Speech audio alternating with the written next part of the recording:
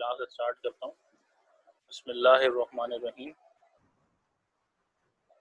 Kirchhoff law की theory के बाद अब हम पढ़ने जा रहे हैं किरचॉफ लॉ के एग्जाम्पल प्रॉब्लम्स के, जो कि बुक के अंदर मौजूद हैं, लेकिन समझना बहुत ज़रूरी है इसको कि किरचॉफ लॉ को अब हम एक्चुअली सॉल्व कैसे करेंगे।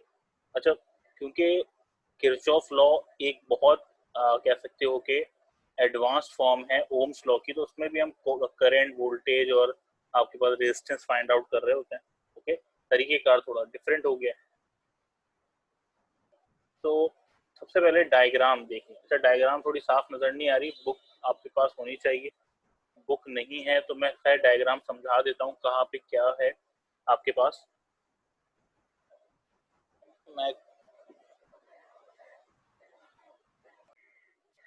ये डायग्राम है आपके पास। डायग्राम की आसानी के लिए मैं आपके लिए एक आसानी कर देता हूँ।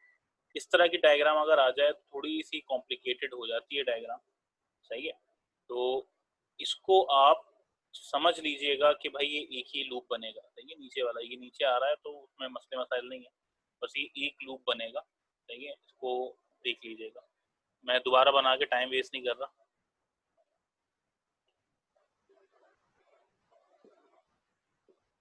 यहाँ पे जो करंट है पहले वाले पे बैटरी के अकॉर्डिंग आप डायरेक्शन बना लीजिएगा। ये पहले वाले का जो करंट होगा, क्योंकि इसमें E1 R1 है तो उसको I1 ले लो करंट को, और दूसरे वाले के अंदर जो करंट है ये R2 E2 है तो उसको I2 ले लो। बेटा इन दोनों का करंट सम अप होकर, सही है, देख रहे हो, यहाँ से करंट चलेगा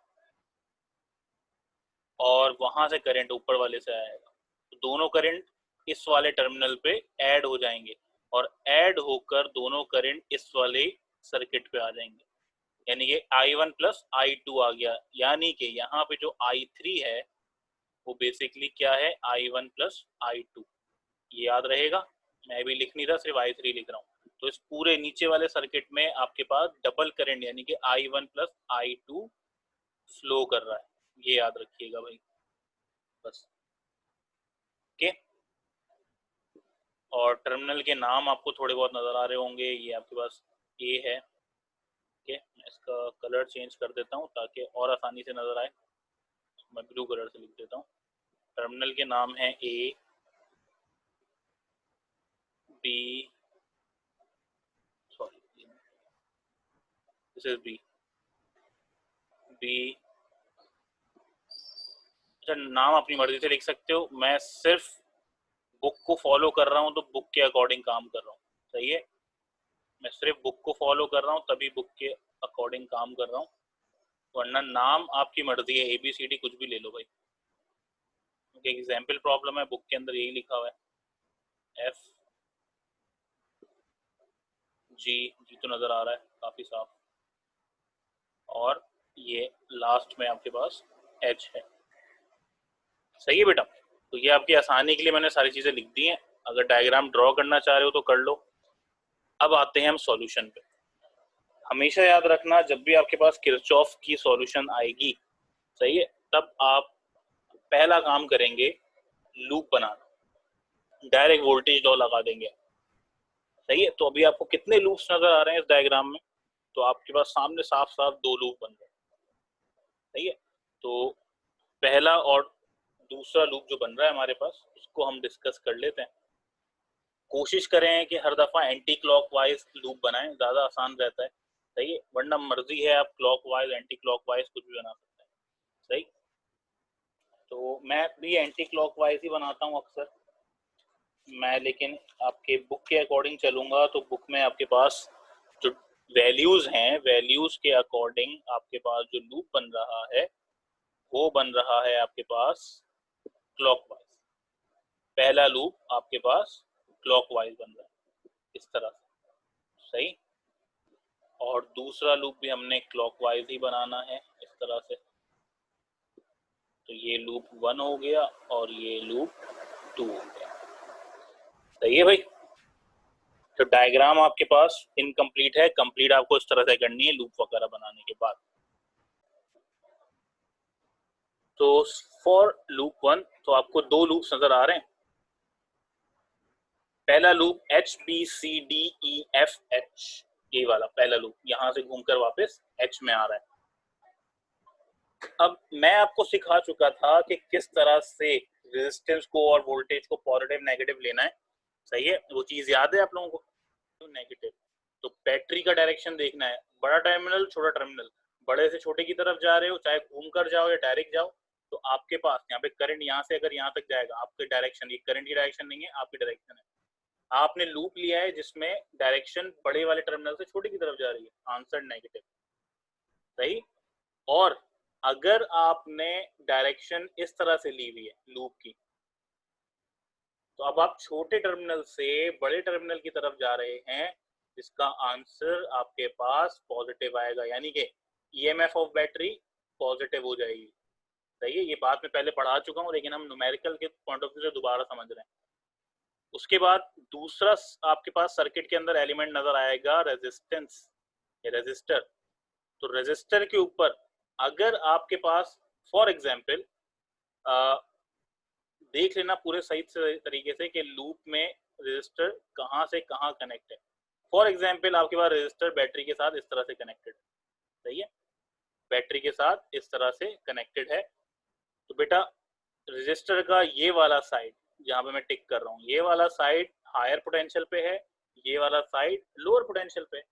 अगर डायरेक्शन ऑफ लूप इस तरह से है आपकी, सही है, डायरेक्शन ऑफ लूप लेफ्ट से राइट की तरफ है, यानी कि आप कहाँ जा रहे हैं, ये हायर पोटेंशियल यानी पॉजिटिव है, और ये लोअर पोटेंशियल दूसरा वाला ये नेगेटिव है। तो आप हायर से लोअर की तरफ जा रहे हैं, इसका मतलब, तो इसका मतलब ये है कि आपके पास पोटेंशियल डिफरेंस डाउन हो रही है, रेजिस्टेंस नेगेटिव हो जाएगी। यहाँ पे करंट के साथ मिला के लिखते हैं तो पोटेंशियल डिफरेंस पूरा लिखेंगे, फिलहाल रेजिस्टेंस नेगेटिव हो जाएगी। और यही डायरेक्शन आपकी दूसरी तरफ हो जाए, यानी कि रिवर्स डायरेक्शन पे आ जाए, तो आपकी रेजिस्टेंस पॉजिटिव हो जाएगी। इसको सही से ध्यान से समझ लें, सही है। मैं इसको तब तक लिखे रहने दूंगा जब तक यहाँ पे मेरा कोई टेक्स्ट नहीं आता, ताकि आपको समझ में बात आती रहे। मैं डायग्राम के ऊपर अब दोबारा चलता हूँ ताकि आपको आगे वाली प्रॉब्लम ना हो। पहले अब आपकी मर्जी है शुरू कहाँ से करना है, तो मैं पहले ही यहीं से शुरू कर रहा हूँ, एच और एफ वाले ब्रांच से शुरू कर रहा हूँ। कितनी कंपोनेंट्स लगे हुए हैं? 2 कंपोनेंट्स हैं, E2 लगा हुआ है और रेजिस्टेंस लगा हुआ है। जी भाई, जरा मुझे बताएं, जो मैंने लूप लिया है बेटा, ओके, आपके लिए अलग से एरो भी बना देता हूं मैं ताकि कंफ्यूजन ना हो। जो मैंने लूप लिया है, इधर गौर से देखो, उसकी डायरेक्शन यहाँ से यहाँ तक इधर, सही है, इस वाली ब्रांच में डायरेक्शन यूं है। तो क्या E2 पॉजिटिव होगा या नेगेटिव होगा? तो मैंने देखा कि आप माइनस वाले से प्लस वाले पे जा रहे हो, और माइनस से प्लस जाने पे पोटेंशियल डिफरेंस क्या होता है? आपने फौरन से कहा सर पॉजिटिव होता है, पोटेंशियल डिफरेंस पॉजिटिव होता है। तो आप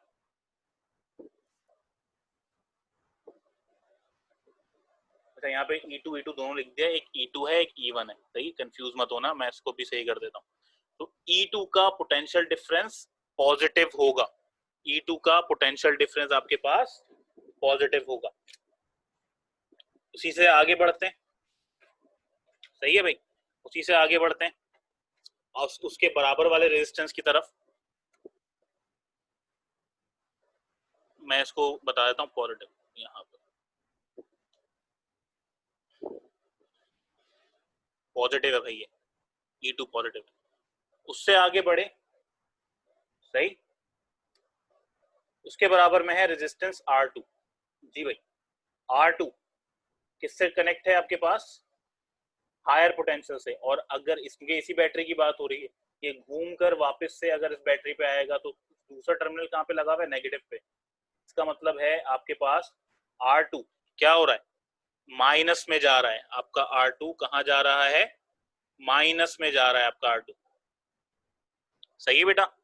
यानी आपके पास I2R2 नेगेटिव हो जाएगा, देखो यहाँ पे नेगेटिव लिखा हुआ है, सही। कोई सवाल हो फौरन पूछना, मैं बहुत स्लो स्लो करके आगे बढ़ रहा हूँ, ओके। तो दोबारा से बात करता हूँ, डायरेक्शन क्या है आपके पास? देखो राइट से लेफ्ट की तरफ है, राइट से लेफ्ट की तरफ E2 नेगेटिव हो रहा है, वजह क्या है, नेगेटिव टर्मिनल से पॉजिटिव की तरफ बढ़ रहे हो। E2 पॉजिटिव हो रहा है क्योंकि आप नेगेटिव से पॉजिटिव की तरफ बढ़ रहे हो, पोटेंशियल बढ़ रहा है, E2 positive. But R2 negative होगा, वजह क्या है, वो पॉजिटिव से नेगेटिव की तरफ जा रहा है। सही है, अगर लूप की डायरेक्शन में चले तो पॉजिटिव से नेगेटिव की तरफ जा रहा है। तो मैं सिर्फ R2 क्यों नहीं लिखता, क्योंकि मुझे पोटेंशियल डिफरेंस लिखना होता है, यहाँ पे लूप लॉ इस्तेमाल करना होता है। तो लूप लॉ के लिए पोटेंशियल होना जरूरी है। तो बेटा आप यहाँ का करंट जो कि I2 है और वो रेजिस्टेंस आपस में मल्टीप्लाई करके लिख दें according to Ohm's law, V equal to IR होता है।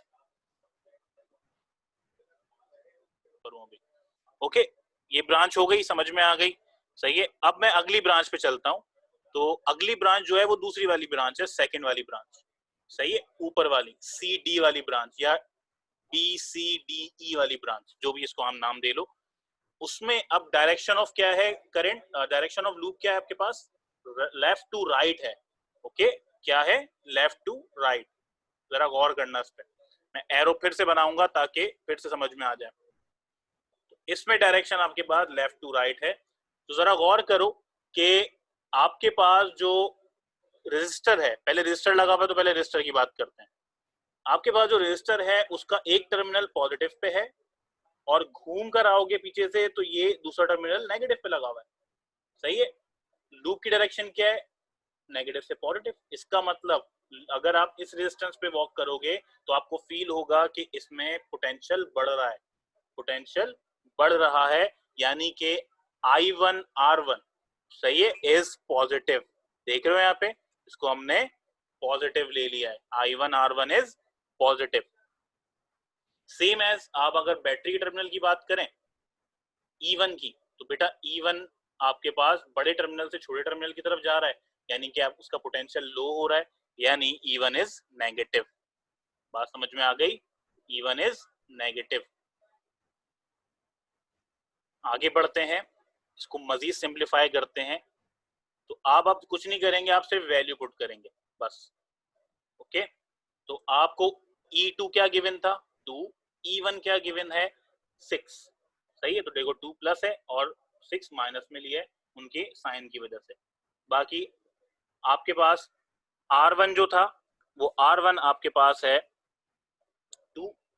सही है, R1 है 2 और R2 है 3, वो भी मैंने पुट कर दिया यहाँ पे। और मजीद सिंप्लीफाई करने के लिए आपने 6 में से 2 को माइनस करा, 4 बचा, यानी -4 की 6 की साइन नेगेटिव लगी हुई है, जब वो शिफ्ट हो जाएगा तो वो +4 हो जाएगा। ओके, यही इक्वेशन 1 है उसका में। सही है, देख लेते हैं। अब आप सेकंड लूप की बात करोगे, जो नीचे वाला है, और सेकंड लूप आसान है, वजह क्या है, इसके अंदर कंपोनेंट्स कम है। सेकंड लूप देखो कहां से शुरू हो रहा है, A B, गेरा B, H F E G again A, second loop हो गया। ओके, अब देखो तुम्हें ऊपर वाला सॉल्व हो गया तो नीचे वाला आ जाना चाहिए, प्रॉब्लम नहीं होनी चाहिए। देखो नीचे वाला लूप भी आपने क्लॉकवाइज लिया है। तो इस वाले रेजिस्टेंस में जो तीसरा रेजिस्टेंस है, जी भाई पॉजिटिव होना चाहिए नेगेटिव होना चाहिए, तो बेटा इस वाले रेजिस्टेंस के लिए बैटरी कौन सी है, E2 वाली बैटरी है। ओके, और डायरेक्शन ऑफ लूप क्या है, जरा गौर करो उधर, मैं फिर से लिख के दिखाता हूं ताकि प्रॉब्लम ना हो। ये देखो डायरेक्शन ऑफ करंट ये रहा, यानी कि आपके पास ये वाला हिस्सा पॉजिटिव नेगेटिव है और ये वाला पॉजिटिव है, और हमें पता है नेगेटिव से पॉजिटिव जाते हुए वोल्टेज बढ़ता है, वोल्टेज बढ़ रहा है, इसका मतलब जो R3 वाला रेजिस्टेंस जो है वो आपके पास पॉजिटिव है। ये देखो R3 वाला जो रेजिस्टेंस हमने रखा है वो पॉजिटिव रखा है। उसमें हमने I1 प्लस I2 क्यों रखा है, क्योंकि I3 जो है मेरे पास वो बेसिकली बराबर है I1 प्लस I2 के। आप चाहें तो एक स्टेप और कर लें, इसको I1 प्लस I2 लिखकर ना लिखें, पहले I3 लिख के सॉल्व करें। सही है, तो I1 प्लस I2 के बराबर है I3। सही है बेटा, हाँ अभी सवाल मत करना, अभी समझ लो खाली।